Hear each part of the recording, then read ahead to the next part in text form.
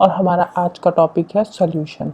Solution क्या होता है? सॉल्यूशन होता है जब दो या दो से ज्यादा नॉन रिएक्टिंग सब्सटेंसेस आपस में मिलकर जो होमोजेनियस मिक्सचर बनाते हैं उस मिक्सचर को बोलते हैं सॉल्यूशन। सॉल्यूशन की जो कॉम्पोजिशन होती है वो एक सर्टेन लिमिट तक वेरी करती है, क्योंकि जो सॉल्यूशन होता है उसमें जो उसके कंपोनेंट्स होते हैं, दो कंपोनेंट्स या तीन कंपोनेंट्स, उनका जो कंपोनेंट्स का जो होता है कंटेंट होता है वो वेरी करता है। हो सकता है एक कंपोनेंट ज्यादा हो, दूसरा कम हो, या दूसरा ज्यादा हो, तीसरा ज्यादा हो। तो जो कंपोनेंट्स की जो अमाउंट होती है वो इसमें वेरी करती है।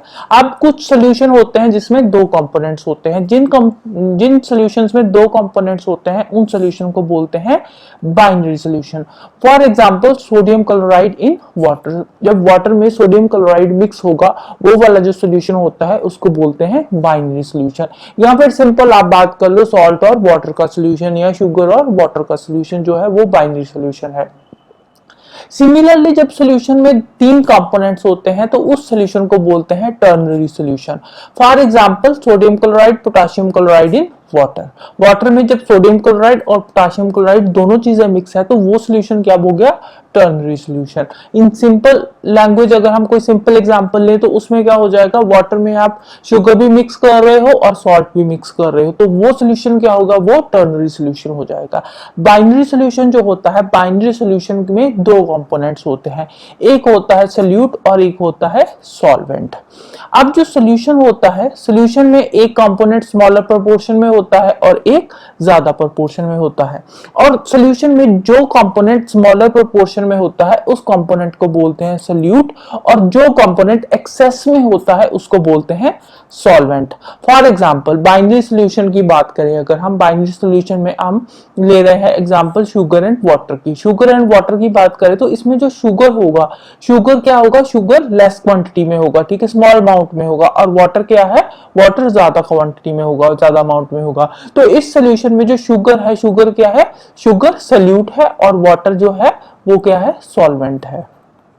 ठीक है, तो वाटर इसमें सॉल्वेंट आ जाएगा और शुगर आ जाएगा सॉल्यूट। अब जो बेटर सॉल्वेंट कौन सा होता है? बेटर सॉल्वेंट वो सॉल्वेंट होता है जिसका डाइलेक्ट्रिक कांस्टेंट ज्यादा होता है। डाइलेक्ट्रिक कांस्टेंट क्या होता है? डाइलेक्ट्रिक कांस्टेंट होता है जब जो सॉल्वेंट होता है, जिस सॉल्वेंट की जो इलेक्ट्रिकल एनर्जी अब्सॉर्ब करने की कैपेसिटी ज्यादा होती है उस सॉल्वेंट को बोलते हैं बेटर सॉल्वेंट।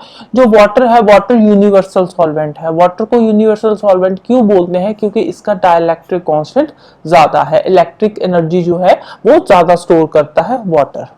नेक्स्ट आता है सैचुरेटेड सॉल्यूशन। सैचुरेटेड सॉल्यूशन क्या होता है? वो सॉल्यूशन जो एक गिवन टेम्परेचर पे, ठीक है, given temperature basically room temperature होता है, तो रूम टेम्परेचर में जिसमें और ज्यादा सॉल्यूट डिसॉल्व नहीं हो रहा सॉल्वेंट में, तो वो जो सॉल्यूशन बनेगा उसको बोलते हैं saturated solution. For example water ले लिया हमने, एक गिलास लिया, गिलास में हमने वाटर डाल लिया, गिलास ले लो या बीकर ले लो, बीकर में हमने वाटर डाल लिया और उसमें हम चीनी मिक्स कर रहे हैं, ठीक है, शुगर मिक्स करे जा रहे हैं, एक चम्मच मिक्स किया हो गया, फिर दूसरा चम्मच, तीसरा चम्मच, चौथा चम्मच। तो ऐसे करते करते एक सर्टेन पॉइंट आएगा जब उसमें और ज्यादा शुगर मिक्स नहीं होगा रूम टेम्परेचर पे, ठीक है। टेम्परेचर वाटर का सेम है, जो सॉल्वेंट का टेम्परेचर है वो हम सेम रख रहे हैं, बट उसमें एक सर्टेन पॉइंट ऐसा आएगा जिसमें और ज्यादा चीनी मिक्स नहीं होगी। तो वो वाला जो पॉइंट आ गया ना सॉल्यूशन का, वो जो सॉल्यूशन बनके तैयार हुआ उस सॉल्यूशन को बोलते हैं सैचुरेटेड सॉल्यूशन।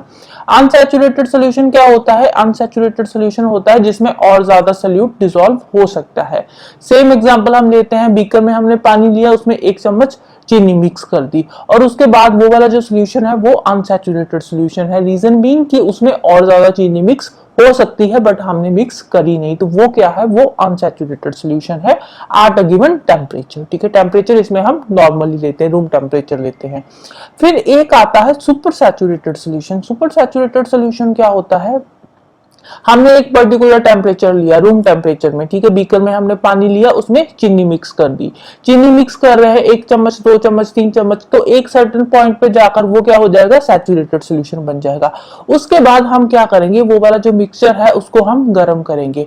गर्म करने के बाद उसमें और ज्यादा चीनी मिक्स करते जाएंगे और एक सर्टेन टेम्परेचर पे पहुंच के, टेम्परेचर हम इंक्रीज कर रहे हैं ना, तो एक सर्टेन टेम्परेचर पे पहुंच के जब उसमें चीनी और ज्यादा मिक्स होनी बंद हो जाएगी तो वो वाला जो सोल्यूशन बनेगा वो बनेगा सुपर सैचुरेटेड सोल्यूशन।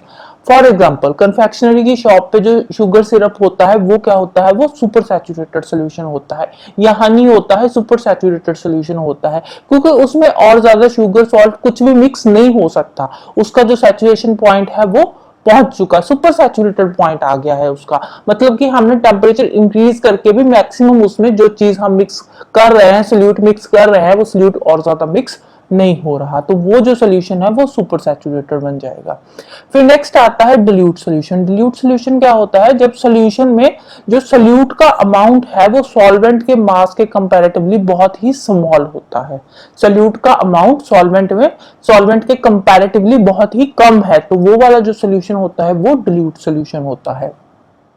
फिर आता है कॉन्सेंट्रेटेड सोल्यूशन। कॉन्सेंट्रेटेड सोल्यूशन होता है जब सॉल्वेंट में जो सोल्यूट मिक्स हुआ है, सोल्यूट का जो मास है वो सॉल्वेंट के मास के कंपैरेटिवली ज्यादा है, तो वो वाला जो सोल्यूशन है वो आ जाएगा कॉन्सेंट्रेटेड सोल्यूशन। फिर एक टर्म आती है सॉल्युबिलिटी। सॉल्युबिलिटी क्या होती है, सॉल्युबिलिटी होती है कि 100 ग्राम जो सॉल्वेंट है उसमें कितने ग्राम सोल्यूट उसमें डिसॉल्व हो सकता है, तो उससे जो बनता क्या है आगे, सैचुरेटेड सॉल्यूशन। सैचुरेटेड सॉल्यूशन को बनाने के लिए 100 ग्राम सॉल्वेंट में कितना ज्यादा सोल्यूट मिक्स हो रहा है, डिसॉल्व हो रहा है, उसको बोलते हैं एक पर्टिकुलर टेम्परेचर पे, तो उसको बोलते हैं solubility of that solute. Solute की सॉल्युबिलिटी हो गई, ठीक है।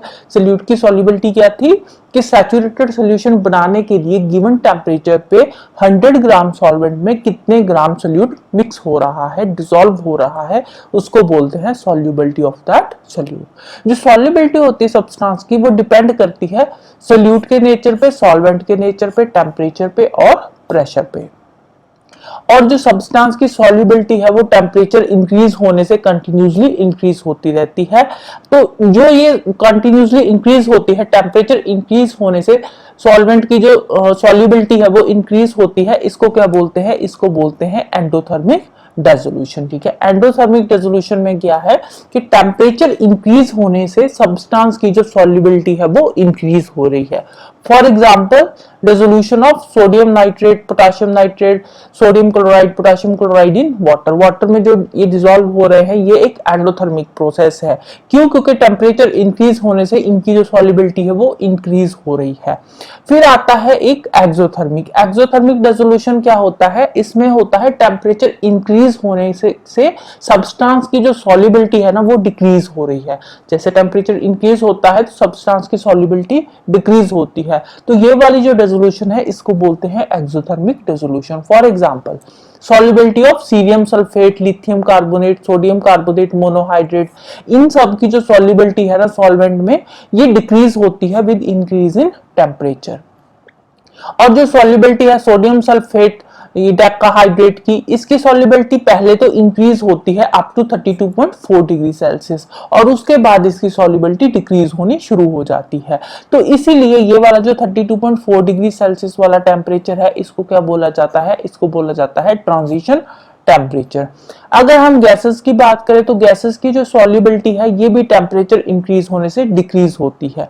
क्यों डिक्रीज होती है, क्योंकि गैसेस की जो लिक्विड में डिसोल्यूशन होती है ना वो एक एक्सोथर्मिक होती है, ठीक है। तो एक्सोथर्मिक में क्या होता है, एक्सोथर्मिक में यही तो होता है ना कि टेम्परेचर इंक्रीज होने से सॉल्युबिलिटी सब्सटेंस की डिक्रीज हो रही है, तो गैसेस की भी डिक्रीज हो रही है सॉल्युबिलिटी टेम्परेचर इंक्रीज होने से, तो इट मींस कि जो गैसेस की डिसोल्यूशन होती है लिक्विड में वो एक्सोथर्मिक होती है। अब जो सॉलिड की सॉल्युबिलिटी होती है लिक्विड में वो थोड़ा बहुत प्रेशर पे भी डिपेंड करती है, प्रेशर भी उसको इफेक्ट करता है, क्योंकि जो सॉलिड और लिक्विड्स होते हैं वो हाईली इनकम्प्रेसिबल होते हैं। अगर हम गैस की सॉल्युबिलिटी की बात करें लिक्विड में तो वो प्रेशर इंक्रीज होने से इंक्रीज होती है। गैस में जो लिक्विड की सॉल्युबिलिटी होती है वो जब हम प्रेशर इंक्रीज करेंगे तो उसकी जो सॉल्युबिलिटी है वो भी इंक्रीज होगी। ये वाला जो इफेक्ट है ना कि गैसेस की जो सॉल्युबिलिटी है लिक्विड में वो प्रेशर इंक्रीज होने से इंक्रीज होती है, ये वाला कॉन्सेप्ट दिया था हेनरी ने 1803 में, इसीलिए इसको बोलते हैं हेनरीज लॉ। फिर नेक्स्ट आती है कॉलिगेटिव प्रॉपर्टीज। कॉलिगेटिव प्रॉपर्टीज कौन सी प्रॉपर्टीज होती है? ये आइडियल सॉल्यूशन की वो प्रॉपर्टीज होती है जो डिपेंड करती है नंबर ऑफ, जो सोल्यूट के नंबर ऑफ पार्टिकल्स पे डिपेंड नहीं करती, वो सॉल्वेंट पे भी डिपेंड करती है। वो डिपेंड करती है कि एक डेफिनेट अमाउंट ऑफ सॉल्वेंट में सोल्यूट के कितने पार्टिकल्स, कितने नंबर ऑफ पार्टिकल्स उसमें डिसॉल्व हो रहे हैं एट अ गिवन टेम्परेचर। तो ये वाली जो आइडियल सॉल्यूशन की प्रॉपर्टी है ना, इस प्रॉपर्टी को बोलते हैं colligative properties. Colligative properties solution की कौन कौन सी होती है? पहली आती है relative lowering of vapour pressure. अब होता क्या है, अब जो सॉल्यूशन होता है, सॉल्यूशन क्या होता है? सॉल्यूशन में एक सॉल्वेंट होता है, एक सोल्यूट होता है, राइट। तो इसमें क्या होता है, इसमें जब हम सॉल्वेंट में सोल्यूट डालते हैं, ठीक है, सॉल्वेंट का जो वेपर प्रेशर होगा ना, सॉल्वेंट का वेपर प्रेशर ज्यादा होगा। जैसे ही हमने उसमें सोल्यूट पार्टिकल्स डालेंगे तो जो सॉल्यूशन बनेगा, सोल्यूट पार्टिकल्स डालने के बाद जो सॉल्यूशन बनेगा ना, सॉल्यूशन का वेपर प्रेशर सॉल्वेंट के वेपर प्रेशर के कंपैरेटिवली कम होगा, ठीक है। कॉलिगेटिव प्रॉपर्टीज में जो सॉल्वेंट का वेपर प्रेशर होता है ना, वो सॉल्यूशन के वेपर प्रेशर के कंपैरेटिवली ज्यादा होता है, ठीक है, सॉल्वेंट का, ठीक है। एक सॉल्वेंट है, एक सॉल्यूशन है, सॉल्यूशन का वेपर प्रेशर रिलेटिवली सॉल्वेंट के वेपर प्रेशर से कम रहेगा, राइट।